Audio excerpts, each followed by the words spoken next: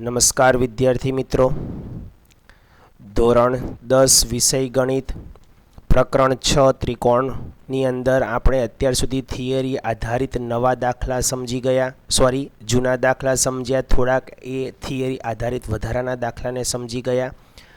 હવે આપણે સ્વાધ્યાય 6.2 લેવાનું છે, જે તમારા નવા પાઠ્યપુસ્તક ઉપર છે. પરંતુ તેની પહેલાં જે અગાઉના વિડીયોની અંદર બે દાખલામાં થોડીક ભૂલ હતી એ હું તમને સ્ક્રીન ઉપર બતાવું છું. પ્રશ્ન નંબર 2 છે, ત્રિકોણ એબીસીના ખૂણો બી કાટખૂણો છે અને બીડી કર્ણ ઉપરનો વેધ છે તે. હવે એમાં જે નીચે બાજુઓ આપેલી હતી ત્રિકોણ એબીસીનું ક્ષેત્રફળ, એમાં એબી અને બીસીના મૂલ્ય 8 અને 6, 8 છંગ 48 અને તેને 2 વડે ભાગો તો 24 થાય. એટલે આપણે આ 32 લખેલા હતા એને હું છેકું છું, જ્યાં જ્યાં 32 લખ્યા છે ત્યાં છેકું છું. ઓકે, હવે આ 32ની જગ્યાએ આપણે બધે 24 લખવાના છે, એટલે અહીંયા 24 આવશે. બીડીસીના છેદમાં પણ 24 આવશે, આ બાજુ પણ બીડીસીના છેદમાં 24 આવશે. એ 24 જ્યારે 36 સાથે ક્રોસ ગુણાકારમાં જશે ઉપર, એટલે 36 ગુણ્યા 24 અને છેદમાં 100. હવે 36 ગુણ્યા 24 છેદમાં 100 જે થતું હોય તે તમારે અહીંયા નીચે લખવાનું રહેશે. બરાબર. ત્યાર પછી ત્રીજા દાખલાની અંદર પણ ત્રિકોણના નામમાં એક ભૂલ છે. એબીસી સંગતતા, એપીક્યુ સમરૂપતા છે, અને અહીંયા જો ત્રિકોણ મૂળ છે એબીસી અને તેની સાથે એપીક્યુ સમરૂપ છે, મેં નીચે એબીસીના છેદમાં પીક્યુઆર લખ્યા છે. જુઓ, આ પીક્યુઆરની જગ્યાએ હવે આપણે એપીક્યુ કરવાનું છે. બસ ખાલી ત્યાં એટલી જ ભૂલ છે, એટલે હું સુધારું છું. ત્યાં એબીસીની જગ્યાએ એપીક્યુ. ઓકે,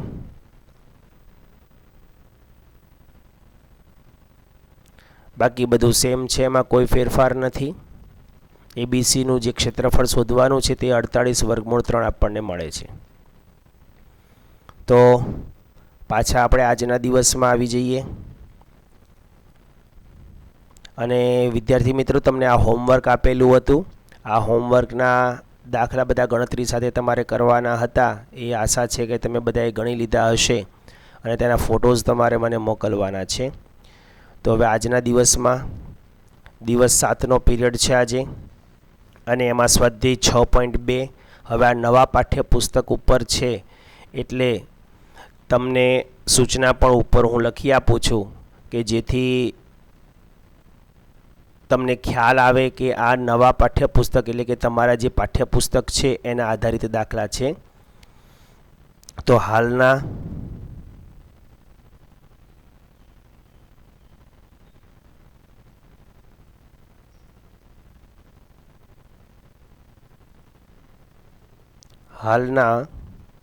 પાઠ્યપુસ્તક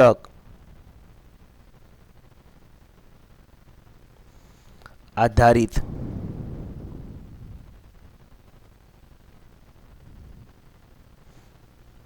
બરાબર સ્વાધ્યાય 6.2 છે.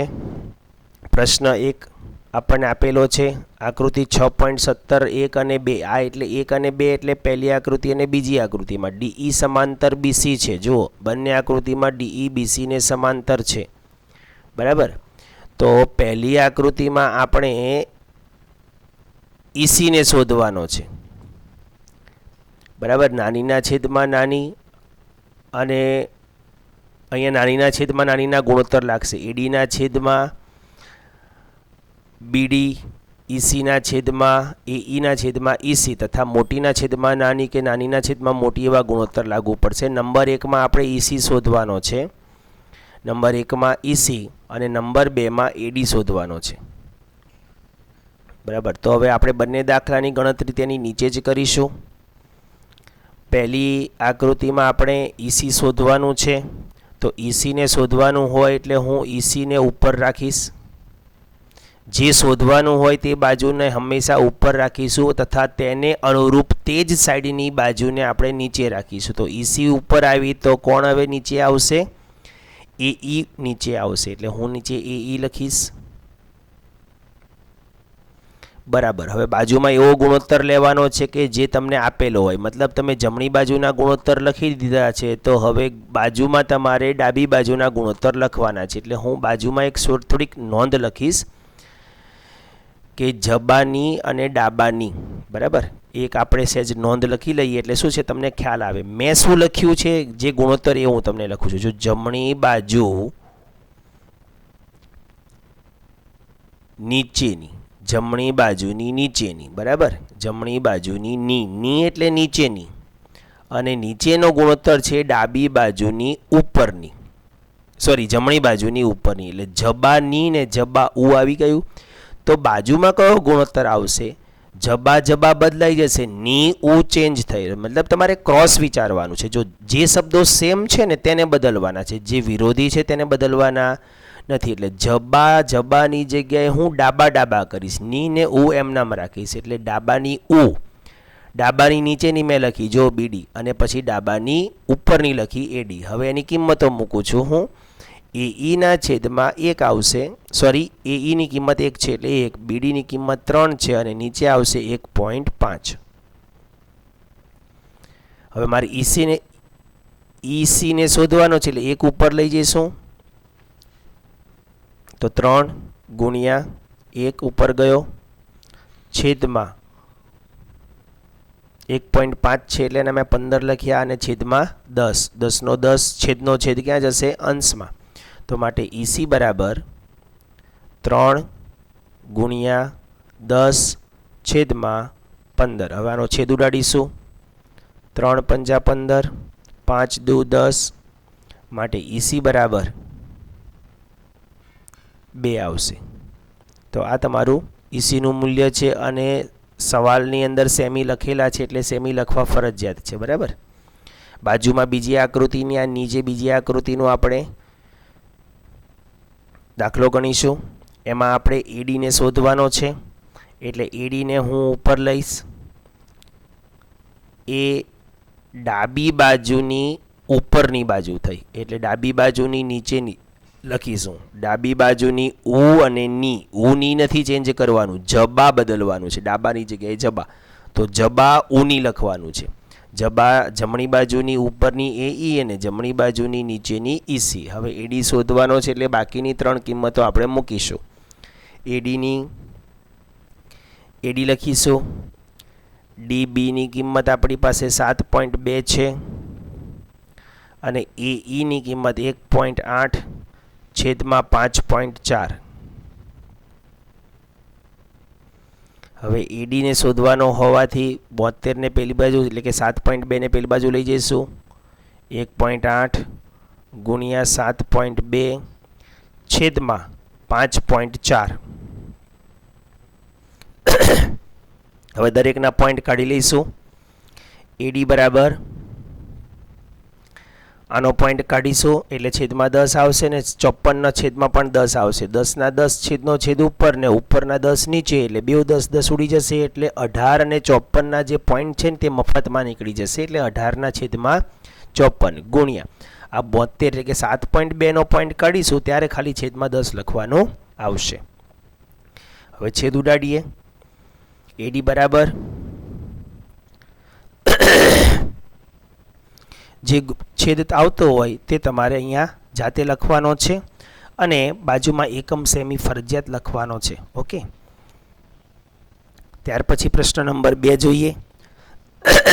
બિંદુઓ E અને F એ ત્રિકોણ PQRની બાજુઓ અનુક્રમે PQ અને PR ઉપર આવેલા છે. નીચેના દરેક વિકલ્પમાં EF સમાંતર QR છે કે કેમ તે જણાવવાનું છે. મિત્રો અહીં હું તમને એક આકૃતિ દોરીને સમજાવું છું કારણ કે તમારે બે બાજુઓને સમાંતર બતાવવાની છે. EF અને QRને સમાંતર બતાવવી છે. સમાંતર બતાવવી હોય તો ગુણોત્તર સમાન થવા જરૂરી છે. નાનાના છેદમાં નાનાના ગુણોત્તર, જબાની નાની જબાની મોટી, સોરી જબાની નાની ઉપરની નાની નીચેની નાની ને ડાબાની ઉપરની નાની નીચેની નાનીના ગુણોત્તર સમાન થાય, જે આપણે દાખલા નંબર 1માં કર્યું. એમાં તમારે એક બાજુનું માપ શોધવાનું હતું. અહીંયા તમારે ચારે ચાર બાજુઓના માપ આપેલા છે. એ ચારે ચાર બાજુઓના માપ આપેલા છે એને આધારે ગુણોત્તર સમાન છે કે નહીં ચેક કરવાનું છે. વિગત પ્રમાણે મેં આકૃતિ દોરી. હવે આકૃતિ દોરતા દોરતા હું ઘણું વચ્ચે બોલી ગયો, પણ તમને એ ખ્યાલ તો હશે જ ને કઈ રીતે મેં આકૃતિ દોરીએ. ત્રિકોણ PQR, એને મેં સમાંતર EF દોરી. E એ PQ ઉપર છે ને F એ PR ઉપર છે. હવે આપણે 3 વિકલ્પ છે આપણી પાસે, એ 3 વિકલ્પની ગણતરી અલગ અલગ કરીશું. દરેકમાં આકૃતિ દોરીશું કારણ કે 3 વિકલ્પમાં બધી બાજુઓના માપ અલગ અલગ હોવાથી હું અહીંયા આકૃતિને સિલેક્ટ કરું છું અને સિલેક્ટ કરીને દરેકમાં આકૃતિને કોપી કરું છું દરેક વિભાગમાં, કારણ કે આકૃતિ એ જરૂરી છે. દરેક વિભાગની આકૃતિ અલગ એટલે રાખું છું હું જેથી તમને મારે સમજાવવામાં સરળતા રહે, કારણ કે દરેક આકૃતિની અંદર પછી એકની એક આકૃતિમાં અંક ભૂસીને લખવામાં કોઈ મતલબ રહેતો નથી. એટલે 3 આકૃતિ છે આપણી પાસે, 3 વિકલ્પ છે. 3 વિકલ્પની અંદર આપણે તેના ગુણોત્તરને ચેક કરવાના રહેશે. મતલબ કે જેના ગુણોત્તરો સમાન થાય, જમણી બાજુના નાના ગુણોત્તર અને ડાબી બાજુના નાના ગુણોત્તરો સમાન થાય તો આપણે તે 2 રેખાઓ એટલે કે EF અને QR સમાંતર છે તેમ સાબિત થઈ જશે.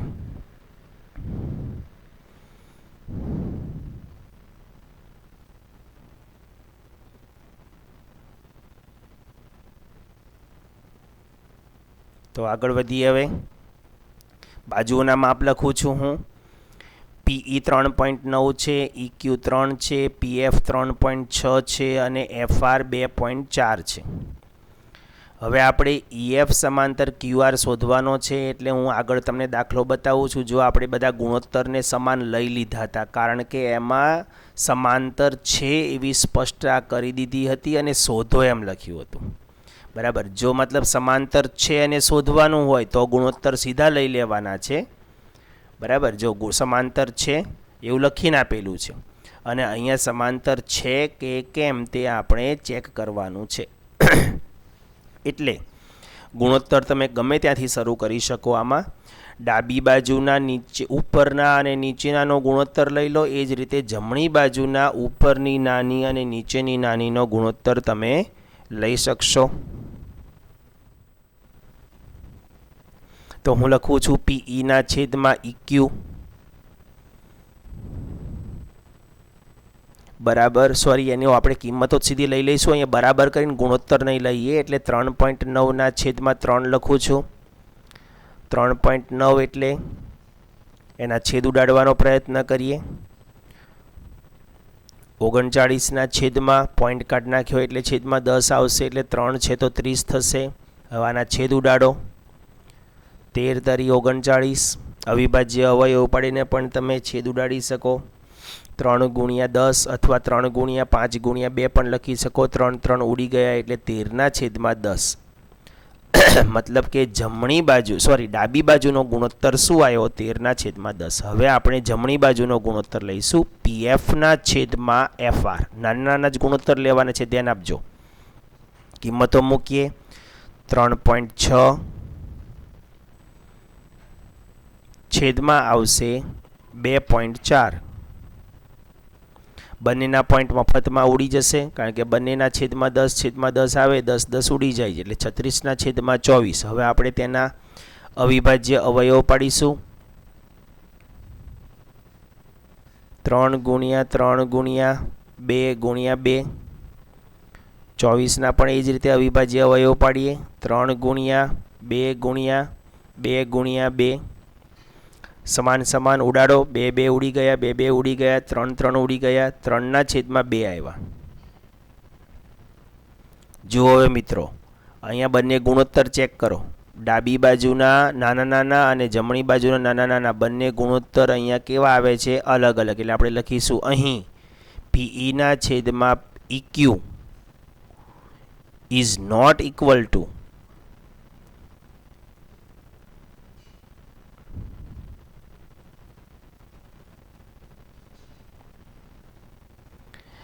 પીએફના છેદમાં એફઆર, એટલે કે ડાબી બાજુના નાના નાના ગુણોત્તર અને જમણી બાજુના નાના નાના ગુણોત્તર સમાન થતા નથી. જો સમાન ન થાય તો બે રેખાઓ એટલે કે EF અને QR સમાંતર નથી. સમાંતર નથીનું પણ ચિહ્ન આવી રીતે તમે કરી શકશો. હવે આની માટે તમારે પ્રમેય 6.2 એમ કૌંસમાં લખવું હોય તો લખી શકો. બરાબર. બીજો પોઈન્ટ લઈએ આપણે. કિંમતો મૂકીએ. PEની 4 છે, QEની 4.5 છે, PFના 8 છે અને RFના 9 છે.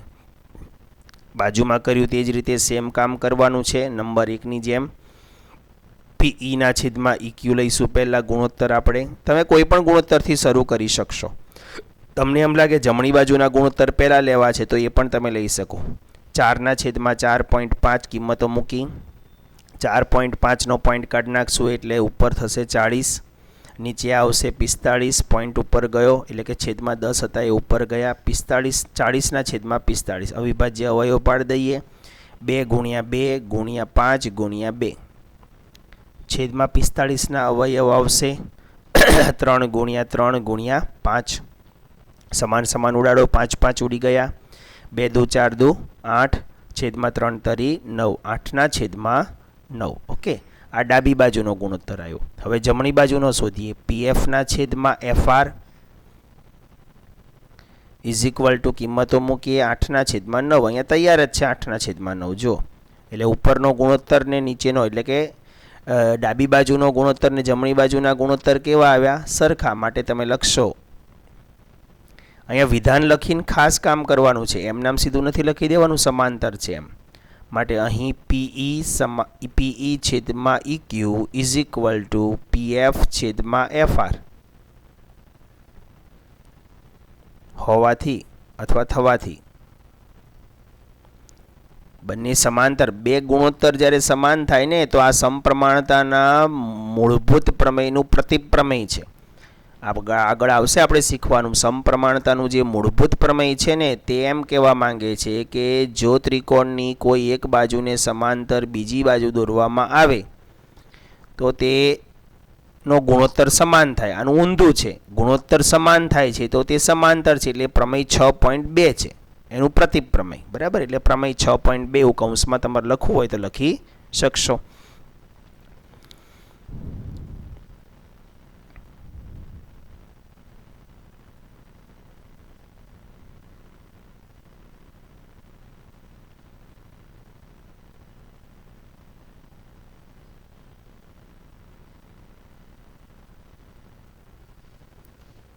તો હવે આગળ જઈએ. 3 નંબર કિંમતો મૂકીશું. અહીંયા આખો PQ આપેલો છે. ધ્યાન આપજો મિત્રો. આખો PQ એટલે 1.28 આખી બાજુ છે. ધ્યાન આપજો. એટલે મોટી બાજુ થઈ. નાની મોટીનો ગુણોત્તર કાં તો મોટી નાનીનો ગુણોત્તર લખવા પડશે તમારે. અહીંયા PR નું માપ 2.56 છે. PE આપ્યો છે 0.18 અને એ જ રીતે PF આપેલા છે 0.36. તમે અહીંયા મૌખિક ગણતરી પણ કરી શકો મિત્રો. જો આ 18 છે અને આ 0.36 છે. 18 દુ 36 2 ગણું થયું.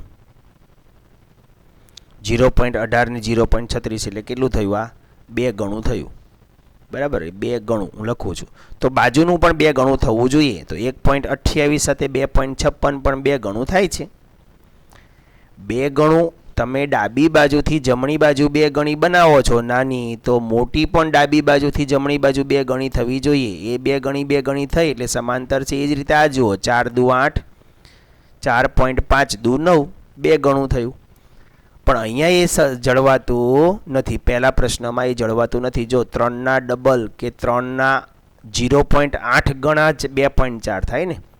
8 તરી 24 0.8 ગુણ્યા 0.8 એટલે 8 તરી 24 તો 2.4 થાય. તો હવે 3.9 ને હું જો 0.8 વડે ગુણું તો શું 3.6 આવે? ન આવે. નાનું છે ને. 3.9 કરતાં 3.6 તો કેવું છે? નાનું છે. ગુણોત્તર તો ખરેખર એનાથી મોટું થઈ જાય એટલે એ ગુણોત્તર જળવાતો નથી, એટલે ત્યાં સમાંતર નથી એમ આવ્યું. જો પહેલી આકૃતિમાં સમાંતર નથી, બીજી આકૃતિમાં સમાંતર છે. આવી રીતે તમે આ પ્રકારના ગુણોત્તરો ચેક કરી શકો. ઊંધું પણ ચેક કરી શકો કે 8ના અડધા 4 છે, તેમ 9ના અડધા 4.5 છે. એ જ રીતે અહીંયા 18 દુ 36 છે, 2.8 એના અડધા, ડબલ, 3 ગણા, 2 ગણા. આ પ્રકારનો કોઈ પણ એક પ્રકારનો ચોક્કસ સંબંધ થવો જોઈએ. પણ આપણે અહીંયા દાખલો ગણતરી સાથે કરવાનો છે. આ દાખલાને તમે બે રીતે કરી શકશો. એક તમારે છે પહેલાં ઇક્યુ શોધી લેવાનો. ઇક્યુ જો તો 1.28માંથી 0.18 તમે બાદ કરો તો ઇક્યુ આવશે. સોરી, 1.08 નહીં આવે, 1.10 આવશે. એટલે કે 1.1 લખીશું આપણે. 1.28માંથી 0.18 બાદ કરો એટલે ઇક્યુ તમને મળી જાય 1.1. એ જ રીતે એફઆર 2.56માંથી 0.36 બાદ કરો એટલે એ 2.2 આવશે, અથવા 2.20 લખો કે 2.2 લખો, ચાલે. 0 લખવાની જરૂર નથી. હવે આ રીતે નાની બાજુઓ તમે બાદબાકી પહેલાં કરી અને પછી બંને નાની બાજુઓ શોધી. હવે તમે પાછા જે બાજુમાં 1 નંબર અને 2 નંબરના ગુણોત્તર હતા એ રીતે તમે પાછું કામ કરી શકશો. એટલે કે પીઈ ના છેદમાં તમે નાની બાજુ પણ લઈ શકો અથવા મોટી બાજુ લઈ શકો. મેં અહીંયા પીક્યુ જ લીધો છે. જુઓ, ગુણોત્તર તો આપણી થિયરીમાં પીક્યુ પણ આવ્યો જ છે. એ જ રીતે પીએફ છેદમાં પીઆર.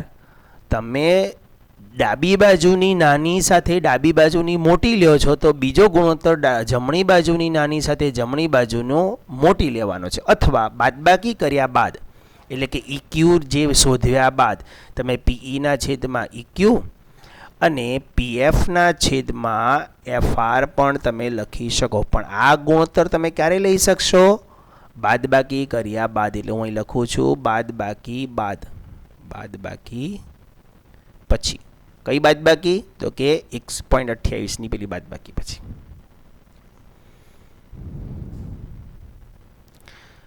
આગળ જઈએ.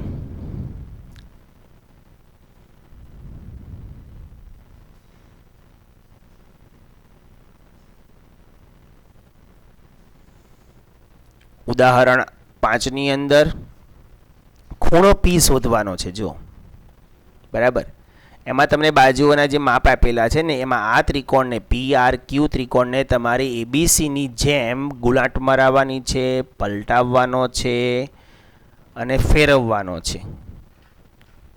થિયરી બતાવું.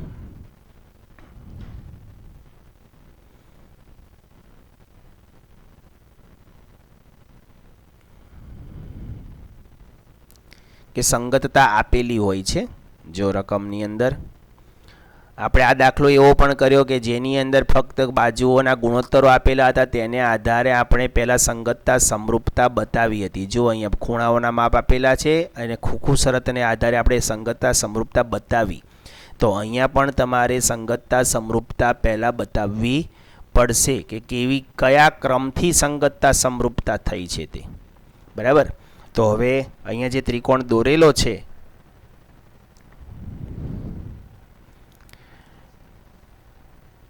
પહેલાં સંગતતા સમરૂપતા બતાવવા માટે આપણે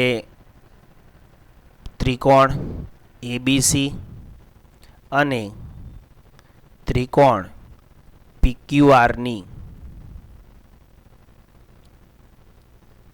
સમરૂપતા માટે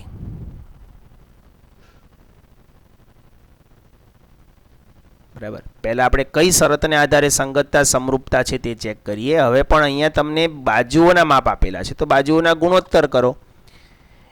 ABના છેદમાં RQ લો, કારણ કે આ ત્રિકોણને તમારે આ જે ત્રિકોણ છે ને ABC એના જેવો પલટી મરાવવો પડશે, ગુલાટ મરાવીને ફેરવવો પડશે તો તમને ખબર પડશે, નહીંતર નહીં ખબર પડે. આને ફેરવી નાખો આખી સાઈડ.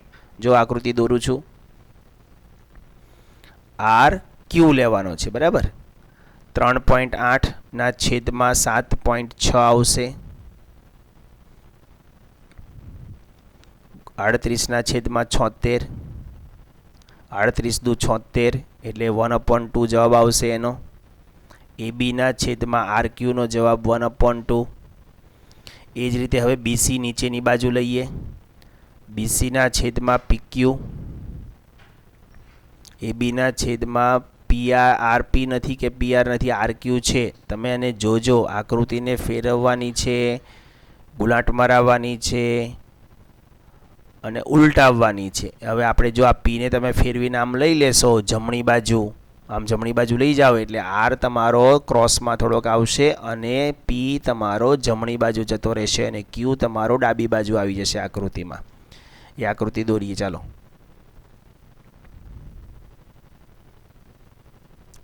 સોરી,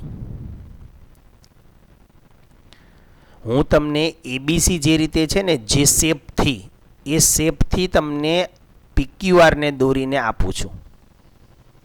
જો નીચેની બાજુ તમે જોશો તો તમને ખ્યાલ આવશે AB થોડોક જ ઢળકતો છે. એટલે હું જ્યારે ગુલાટ મરાવીશ ને તો R ઉપર ને ઉપર રહેશે, Q પણ ત્યાં જ રહેશે, ખાલી P કઈ બાજુ જતો રહેશે? જમણી બાજુ. એટલે એને આધારે બધા માપ બદલાઈ જશે. 6√3 પેલી બાજુ જતું રહેશે એટલે કે જમણી બાજુ જતું રહેશે અને 7.6 ડાબી બાજુ આવી જશે. 12 નીચે ને નીચે રહેશે. હવે તમે પહેલી આકૃતિને ભૂલી જજો, જે બ્લુ PQR દોરેલી છે એને ભૂલી જાઓ અને મેં પેન્સિલથી દોરી એના ઉપર ફોકસ કરજો. તો BCના છેદમાં QP અથવા PQ આવ્યા, 6ના છેદમાં 12, એનો પણ ગુણોત્તર 1ના છેદમાં 2 આવે છે. ત્યારબાદ ACના છેદમાં લેવાનો છે તમારે. હવે કયું લેવાનું છે? આને RP. ઓકે, પહેલી આકૃતિ ભૂલી જવાની એટલે RP લખીશું. સોરી, પાછું RQ લખાઈ ગયું. 6√3 ઉડી ગયા અને 3ના છેદમાં 6 એટલે 1/2 પાછો આવ્યો. મિત્રો અહીંયા RQ લખાઈ ગયો છે.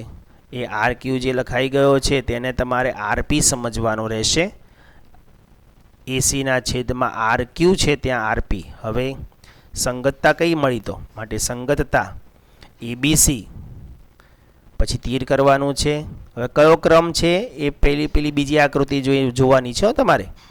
ABC સાથે RQ સંગતતા સમરૂપતા બનાવે તો ABની નીચે ABને અનુરૂપ RQ લખીશું આપણે. RQ તમે જે ગુણોત્તર છે એને આધારે પણ લખી શકો. AB સાથે RQ આવી ગયા. હવે BC સાથે PQ છે તો BC એ બીજું અને ત્રીજું નામ છે તો એમાંથી Q છે આપણી પાસે તો ખાલી P લખવાનો છે. સંગતતા સમરૂપતા છે. ઓકે, શરત કઈ આવી છે? બા શરત, એ પણ લખી લઈએ. બા શરતને આધારે સંગતતા સમરૂપતા થઈ. હવે સંગતતા સમરૂપતા થાય તો અનુરૂપ ખૂણાઓના માપ પાછા સમાન થાય, કારણ કે સમરૂપતાની આપણે શરતો છે અનુરૂપ ખૂણાઓ સમરૂપ. એટલે 80 છે તો એવો જ કોણ હશે? R. 80 આવશે અહીંયા. એ જ રીતે B તમારો 60 અંશ છે તો Q 60 અંશ આવશે. હવે તમારે C શોધવાનો છે, એટલે કે આમાંથી P શોધવાનો છે PQRમાંથી. તો આ બાજુ C જેટલો હશે એટલો જ P હશે ને.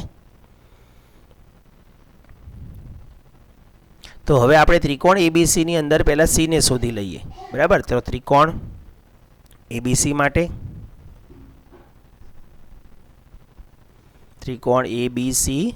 માટે જ્યારે બે ત્રિકોણ હોય ને ત્યારે સ્પષ્ટ કરવાનું કયા ત્રિકોણ માટે કામ કરો છો. એ ખૂણો A પ્લસ ખૂણો B પ્લસ ખૂણો C બરાબર 180. એની કિંમત આપણી પાસે 80 છે અને Bની 60 છે. તો 80 વત્તા 60 વત્તા ખૂણો C બરાબર 180. 80 ને 60 140 એટલે ખૂણો C બરાબર 180 માઇનસ 140 માટે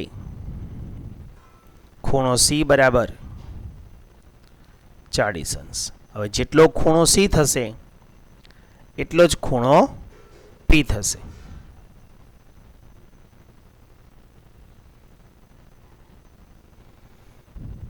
ખૂણો C એકરૂપ ખૂણો P. સંગતતા જે સમરૂપતા છે ને એને આધારે માટે ખૂણો C જો 40 હોય તો 40 બરાબર ખૂણો પી. આપણે એને માપ ખૂણો પી પણ કહી શકો, એટલે તમે ત્યાં એમ પણ લખી શકો, માપ ખૂણો પી 40°. બરાબર. ત્યારબાદ ઉદાહરણ નંબર 7 જોઈએ.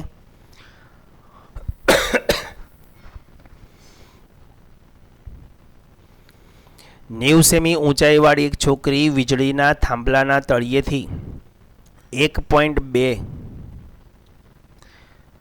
આ છોકરી છે જે વીજળીના થાંભલાથી 1.2 મીટર પ્રતિ સેકન્ડના ઝડપથી, આની ઊંચાઈ છે 90 સેમી છોકરીની, વીજળીના થાંભલાના તળિયેથી 1.2 મીટર પ્રતિ સેકન્ડની ઝડપથી દૂર જઈ રહી છે. એટલે બી સ્થાનેથી ડી સ્થાને પહોંચવાની ઝડપ આપેલી છે 1.2 મીટર પ્રતિ સેકન્ડ, એટલે કે 1 સેકન્ડમાં તે 1.2 મીટરનું અંતર કાપે છે. 1 સેકન્ડમાં 1.2 મીટરનું અંતર કાપે છે. ધ્યાન આપજો, આ ખાસ ધ્યાન આપજો, આ ઝડપ છે, તમારું અંતર નથી. જો વીજળીનો ગોળો જમીનના સમતલથી 3.6 મીટર ઊંચાઈ, એટલે હાઇટ આપેલી છે, આ ગોળો છે જે એ અને બી 3.6 મીટર. બરાબર. જો 4 સેકન્ડ પછી તેના પડછાયાની લંબાઈ, તેના એટલે કોના? છોકરીના. પણ 4 સેકન્ડ, તેના એટલે છોકરીના, થાંભલાના નહીં. થાંભલાનો પડછાયો ન પડે, થાંભલાનો પડછાયો એની નીચે જ પડે. તો હવે આપણે અહીંયાથી 4 સેકન્ડનું અંતર કપાવી 1.2 ના આધારે, એટલે 4 સરખા ભાગ કરીએ. આ પહેલો ભાગ, એટલે 1 સેકન્ડમાં 1.2 કપાયું, બીજી સેકન્ડમાં પાછું 1.2 કાપ્યું, ત્રીજી સેકન્ડમાં પાછું 1.2 કાપ્યું, ને ચોથી સેકન્ડમાં તે ડી સ્થાને પહોંચી ગઈ. એટલે 1.2.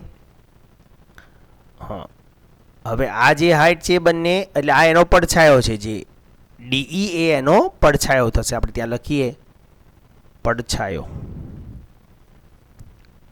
કોનો પડછાયો છે? આ છોકરીનો.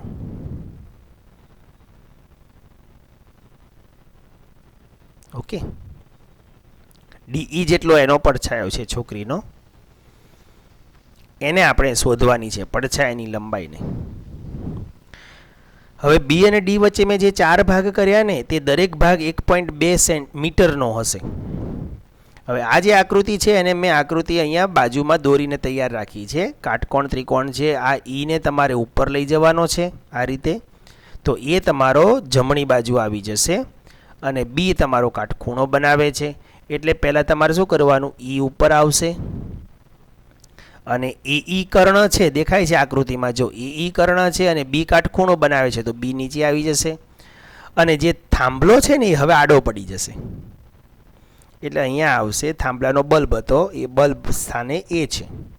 તો અહીંયા એક છોકરીને આપણે ઊભી રાખીએ, જાણે દિવાલ ઉપર ચડેલી હોય એવી રીતે. તો આ છોકરી છે, અને બીઈ ઉપર ડી છે, એટલે અહીંયા હું ડી લખીશ. બિંદુઓ લખવામાં બહુ કાળજી રાખજો, ગમે ત્યાં ગમે તે બિંદુ નહીં લખી નાખતા. આ આકૃતિ જે મુખ્ય આકૃતિ છે તેને જોઈને તમારે અહીંયા લખવાનું રહેશે. આ છોકરીનું સ્થાન છે, અને છોકરીની ઊંચાઈ છે 90 સેન્ટીમીટર. છોકરીની ઊંચાઈ સેન્ટીમીટરમાં છે, વીજળીના થાંભલાની ઊંચાઈ 3.6, અને આ દરેક ભાગ 1.2 મીટરનો થશે. જો દરેક ભાગ 1.2, કારણ કે દર સેકન્ડે કપાયેલું 1.2 મીટરનું અંતર છે ને, એટલે આ 1.2, મતલબ ટોટલ બીડી કેટલો થયો? 1.2 ગુણ્યા 4, એટલે 4.8 મીટર થયું, કારણ કે 1.2 મીટર પ્રતિ સેકન્ડ એની ઝડપ હતી એટલે. બરાબર. તો હવે આપણે આગળ વધીએ.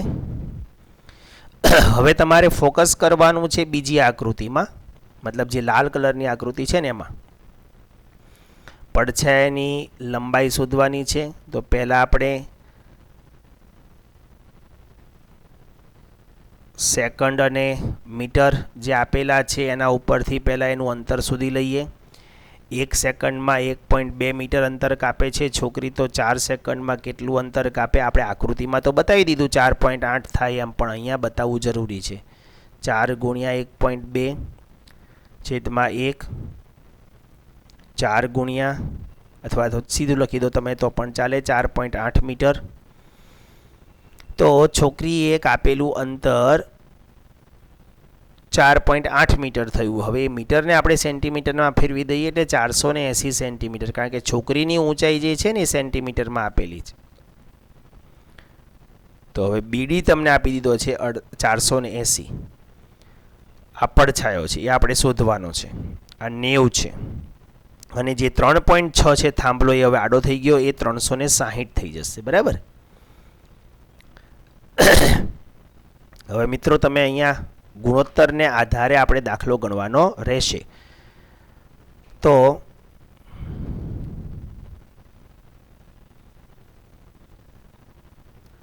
થાંભલાની ઊંચાઈ બરાબર 3.6 મીટર બરાબર 360 મીટર સેમી, સોરી 360 સેમી, એ આપણે લખી લેવાનું એક. હવે જે ગુણોત્તર છે ને બહુ અગત્યના છે. જુઓ મિત્રો, અહીંયા તમારે ઈડી નાની બાજુ શોધવાની છે. નાની સાથે નાની આપેલી છે ખરી, પણ બીજી બાજુ નાની સાથે નાની નથી આપેલી. અહીંયા નાની ડીસી એ નાની છે, ડીસી નાની છે, પણ મૂળ ત્રિકોણનો તો એ બી મોટો થઈ ગયો ને, એટલે નાની સાથે આપણે નાનીનો ગુણોત્તર લઈ શકીશું નહીં. પણ આ નાની છે પણ આ મોટી છે, એટલે નાની સાથે નાનીનો ગુણોત્તર લેવો હોય તો બાજુમાં નાની નાની જ લેવા પડે. તો અહીંયા નાની મોટી ના લેવા પડશે. મતલબ ઈડીને આપણે એક્સ ધારીશું. ઈડીને એક્સ ધારીએ તો એ તરફની મોટી કોણ થશે? 480 પ્લસ એક્સ થશે. 480 પ્લસ એક્સ થશે. બરાબર. 480 પ્લસ એક્સ થયા એટલે એ મોટી બાજુ થઈ. હવે નાની સાથે મોટીનો ગુણોત્તર લેવાના. તો ઉપરનો ઈડી સાથે ઈ બી આખું લેવાનું છે. ધ્યાન આપજો. તમે નાની મોટીના મોટી નાનીના ગુણોત્તર અહીંયા તમારે લાગવું પડશે. નાની નાનીનો ગુણોત્તર લાગવું પડે નહીં. પડે ખરો, પણ જો એ બીજી નાની નાની આપેલી હોય તો. પણ અહીંયા નાની નાનીનો ગુણોત્તર નથી, બાજુમાં નાની મોટીનો ગુણોત્તર થાય છે. તો હવે એને આધારે આપણે લખીએ ઈડીના છેદમાં ડીબી નહીં લખી શકીએ. જો ઈસીના છેદમાં સીએ હોય તો લખી શકાત, પણ અત્યારે લખી શકીએ એમ નથી. એટલે આપણે નાની અને આ નાની છે ડીસી, એની સાથે આપણે બીએને જ લખી શકીએ છીએ. એટલે નાની સાથે મોટીને લખી શકીએ છીએ, તો પછી નાની મોટીના જ ગુણોત્તર લઈને કામ કરવાનું રહેશે. પડછાઈની લંબાઈ શોધવાની છે આપણે. આગળ જઈએ.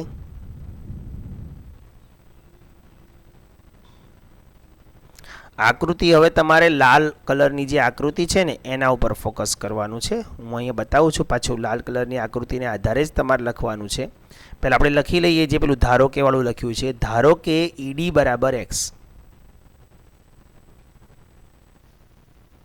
જો ઈડી એક્સ થતો હોય તો પછી આખો આપણે પાછું બાજુ કઈ થાય? તો કે ઈબી બરાબર 400 એક્સ વત્તા 480 અથવા 480 વત્તા એક્સ જે લખો તે ચાલે. એક્સ વત્તા 480 સેમી. મતલબ નાનું અને મોટું બાજુ છે. એટલે આપણે લખીશું હવે ઈડી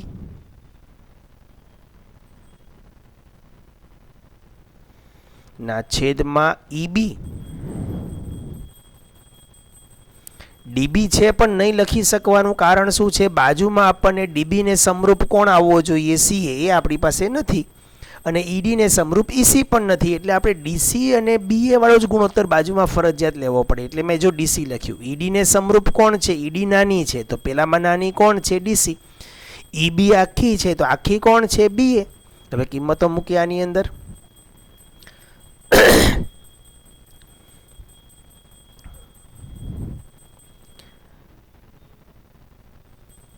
તમને અહીં સમજાવું છું કે કેવી રીતે મેં લખ્યું એ. ડાબી બાજુ ની નાની, બરાબર, સોરી ઉપરની એમ રાખીએ. ઉપરની નાની એમ, કારણ કે અહીંયા નાની મોટી એમ થાય છે ને. ડાબી બાજુની ઉપરની નાની, ડાબી બાજુની મોટી સીધી, બરાબર, ડાબી બાજુની મોટી. એટલે ઊના અને મોટી, ઊના અને મોટીને પકડી રાખવાનો છે. ડાબાની જગ્યાએ કાં તો તમારે જમણા કરવાનો છે, કાં તો નીચેની લેવાનું છે. એટલે નીચેની નાની, તો એ જ રીતે નીચેની મોટી આવશે. ઊના છે ને, ઊના અને મોટીને પકડી રાખવાનું છે. જો ઊના મોટી. ઊના એટલે ઉપરની નાની, મોટી એટલે મોટી એમ. પણ ડાબા ડાબા બદલ્યું તો ડાબાની જગ્યાએ બે જે સમાન શબ્દ છે ને એને ચેન્જ કરવાનો છે. કાં તો ડાબા ડાબાની જગ્યાએ જબા જબા લેવાનો, કાં તો નીચે નીચે લેવાનો.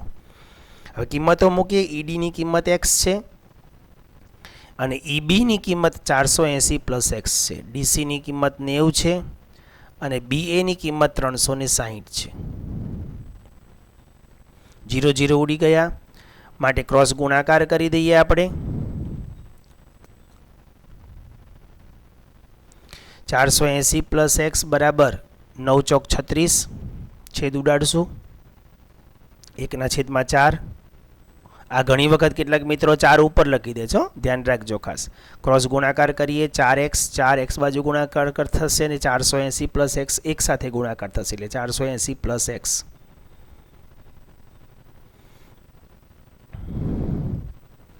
માટે 3x બરાબર 480 તો x બરાબર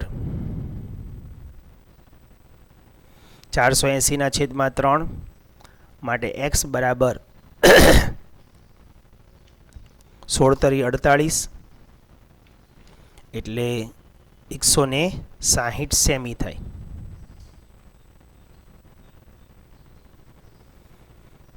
માટે x બરાબર 1.6 મીટર પણ તમે લખી શકો. તો માટે પડછાયાની જે છોકરીનો પડછાયો છે એનો મોટો જવાબ ખાસ લખવાનો છે. માટે પડછાયાની ઊંચાઈ અથવા લંબાઈ લખી શકો 1.6 મીટર થાય. બરાબર મિત્રો, તો આજે આટલું રાખીએ, જેથી હવે પછીનો આગળનો વિડીયો આપણે નવા પીરિયડની અંદર જોઈશું. ત્યાં સુધી આપણે જય હિન્દ અને જય ભારત.